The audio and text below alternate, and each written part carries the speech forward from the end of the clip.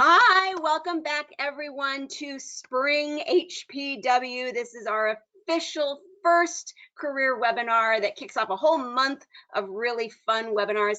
My name's Mandy. Now, we've probably met already at some point because you've been participating in Spring HPW and you've already attended one of my fun webinars.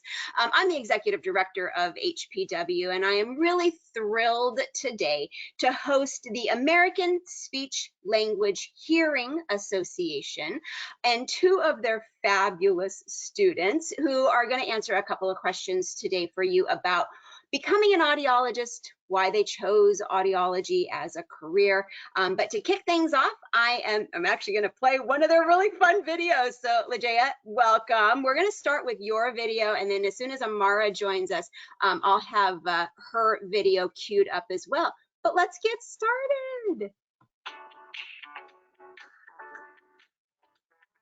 Hi, my name is Jaya, and I want to become an audiologist because our ears fascinate me. Not only do they act to amplify sound, but they also act to transform sound into a language that the brain can understand. Through this process, our ears act to mediate virtually all of society's primary mode of communication. And when this process is altered in any way, it affects how we interact and communicate with others, and our language is affected. As a daughter of African American and Mexican parents, I understood at a young age that our language is not only a form of communication, but a reflection of one's cultural values. And that's the most fascinating part to me, is that our ears, our way that we communicate with one another, and our spoken language are all intertwined with one another. And that's beautiful. And I strongly believe that I can help broaden the field of audiology into underserved communities to help empower individuals so that way they receive the full care that they want and need. Thank you.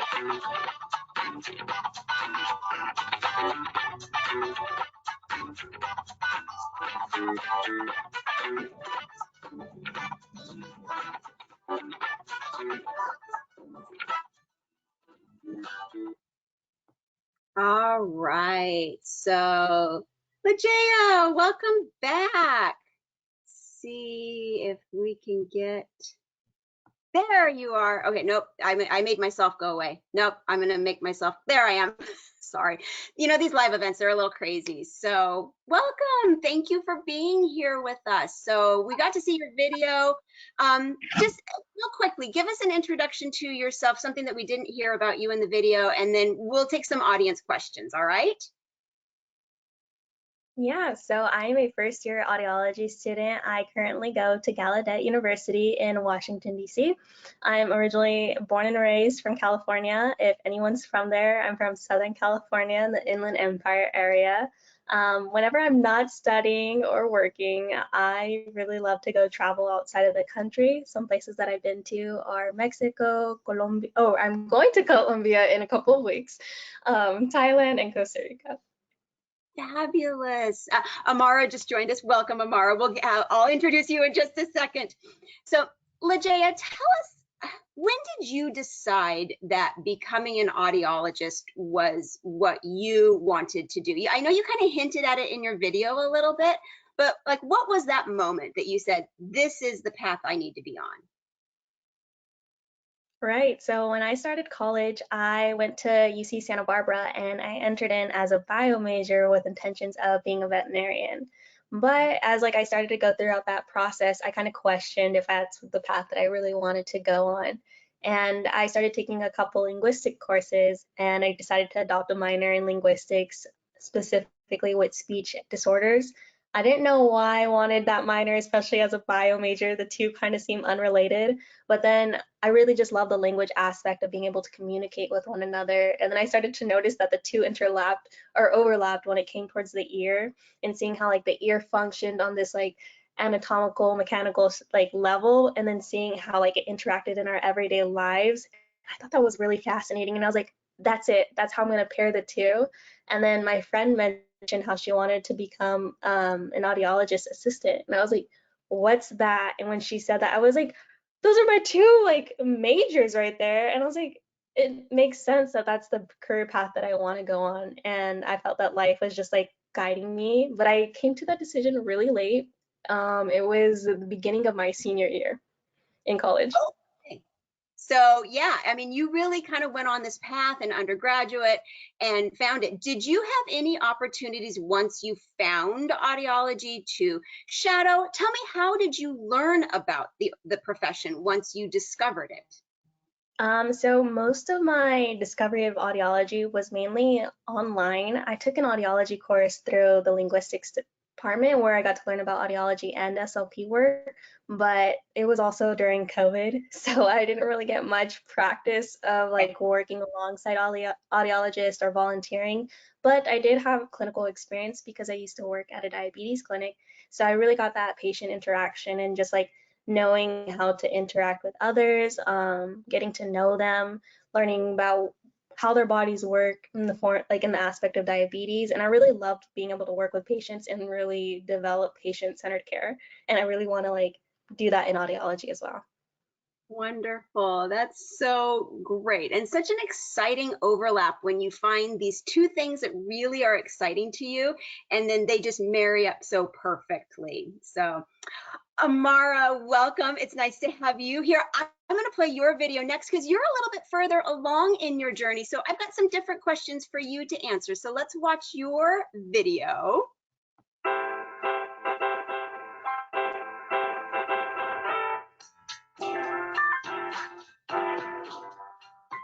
Three things I'm most looking forward to when I become an audiologist are increasing the awareness of audiology and hearing healthcare, contributing to policy change so we can serve our patients to the highest degree possible, and increasing cultural and linguistic diversity in our field.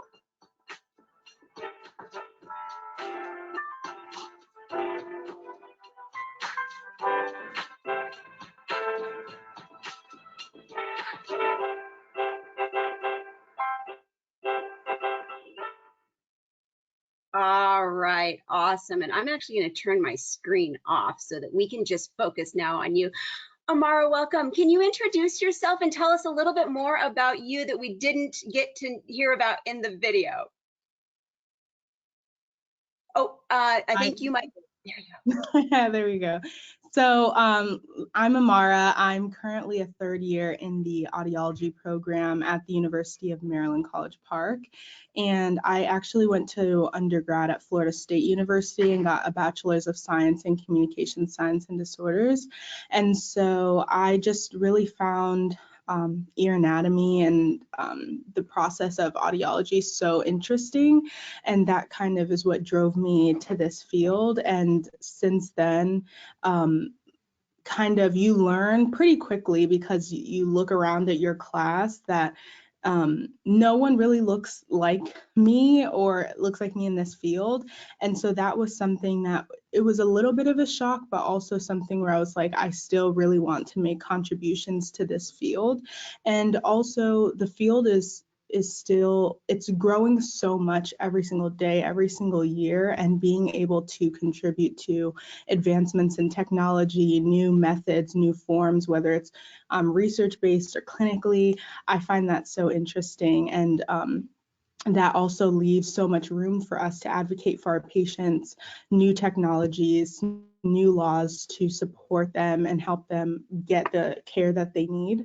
And then personally, I'm in the DMV in the DC, Maryland, Virginia area. So I do a lot of exploring in the city in DC. I love roller skating. I'm a plant mom, so I take care of a lot of plants, and I just love to kind of enjoy the city and enjoy outside and nature and things like that. Perfect. Now, Amara, could you tell us a little bit more about where do audiologists work, or maybe where do you want to see yourself as an audiologist working, and what kinds of patients do you expect, maybe that kind of range of patients that you would expect to treat in your practice? Absolutely. I am most interested in medical placements, so in hospitals and medical centers.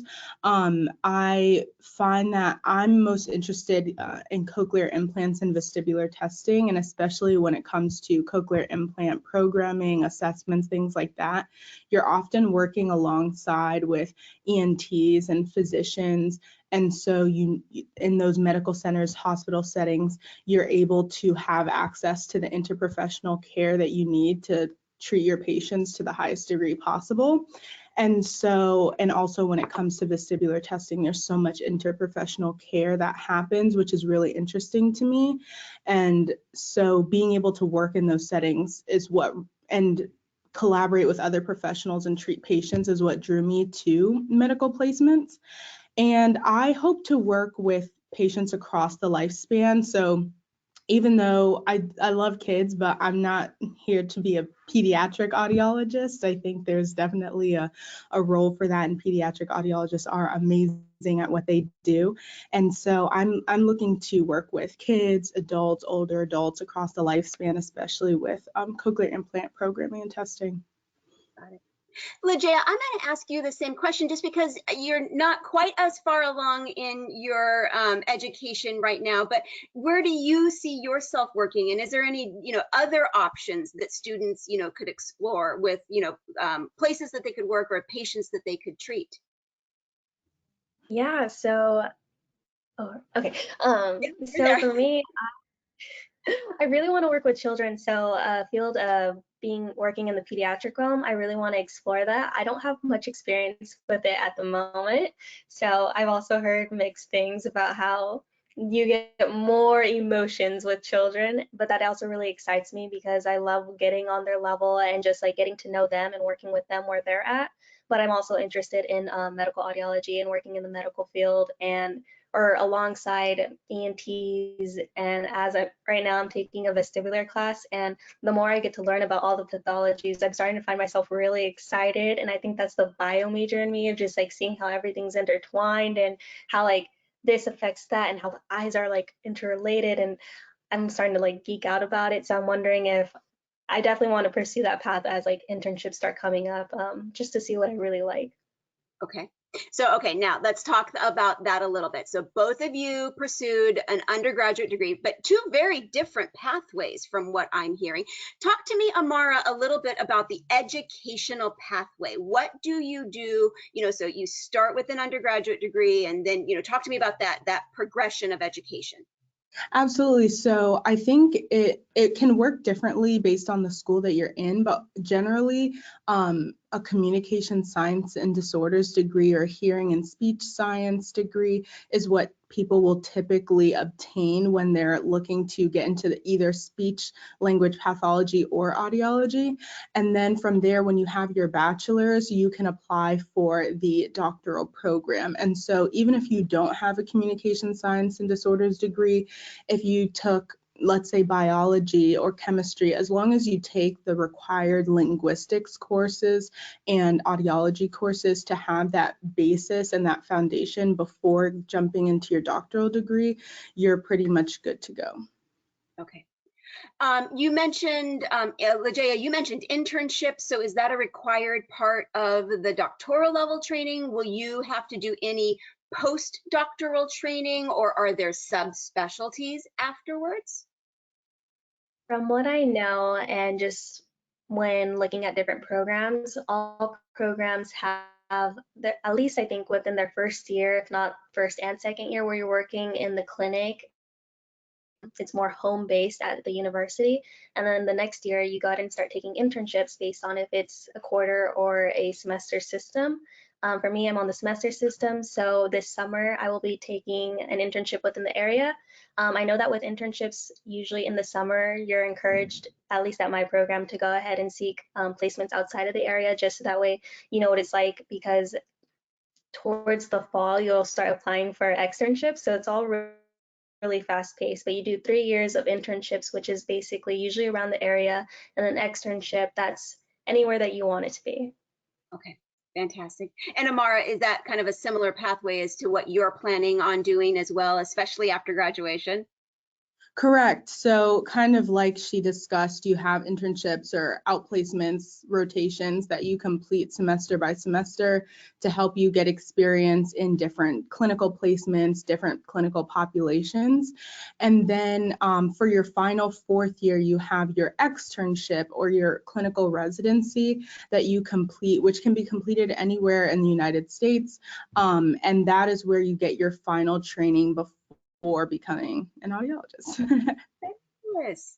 Okay, so LaJaya already started talking a little bit about like how COVID really threw, shadowing and, some of those kinds of traditional ways that, a high school student or maybe even a freshman or a sophomore in college could start to learn more about careers in audiology. If you had one, like, I have the best secret for how to learn about careers in audiology, what's your one piece of advice for how somebody could, learn about your profession?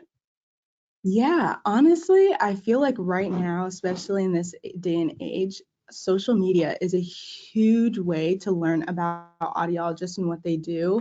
I think that for me, I learned a lot of it in undergrad while I was taking the courses, and I was learning through an audiologist. We had a clinic on campus that I was able to shadow from. So that was something that I was able to have directly. But I didn't find, a lot of people don't find out about audiology until their last year or their almost to their second to last year in undergrad, and some people aren't ready to change their major, whatever the case may be.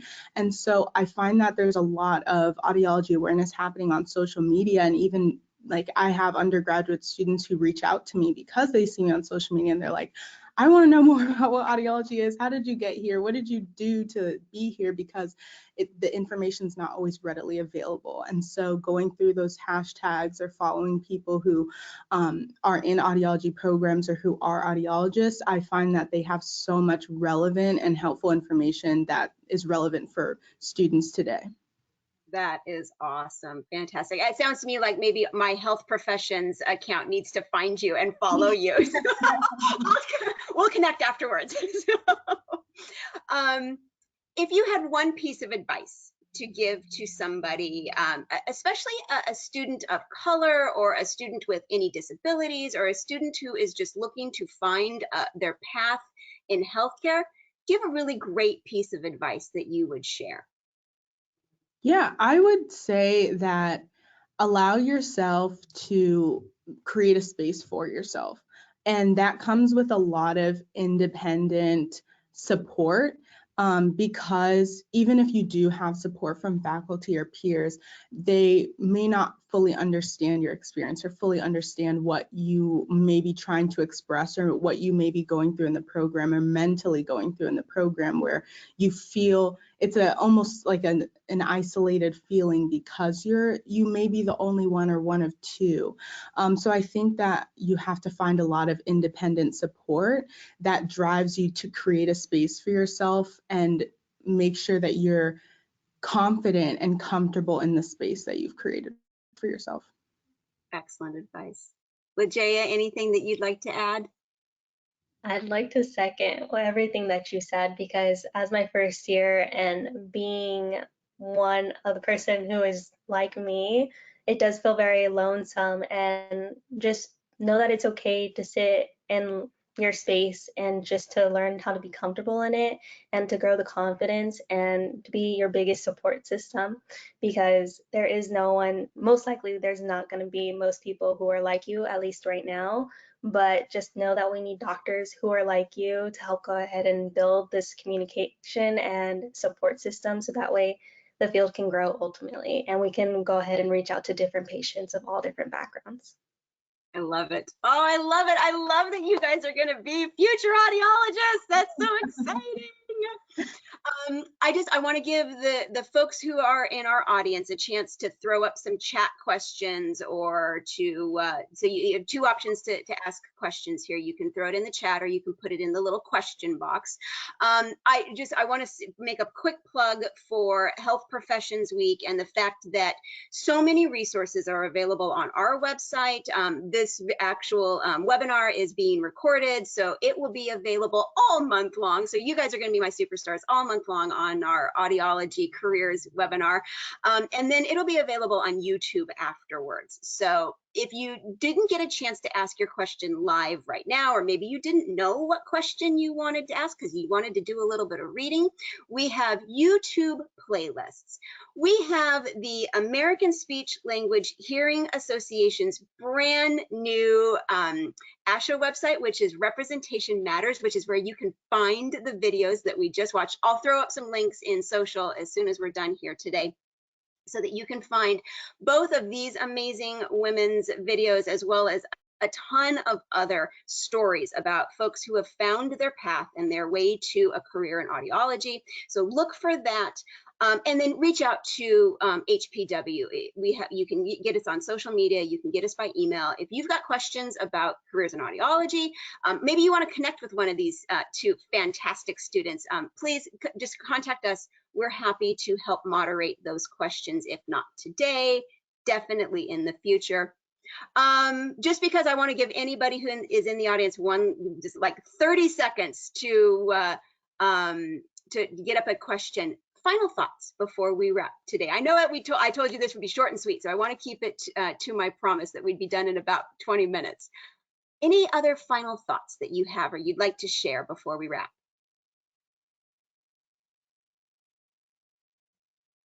And it's okay if you don't. No, All right. I'm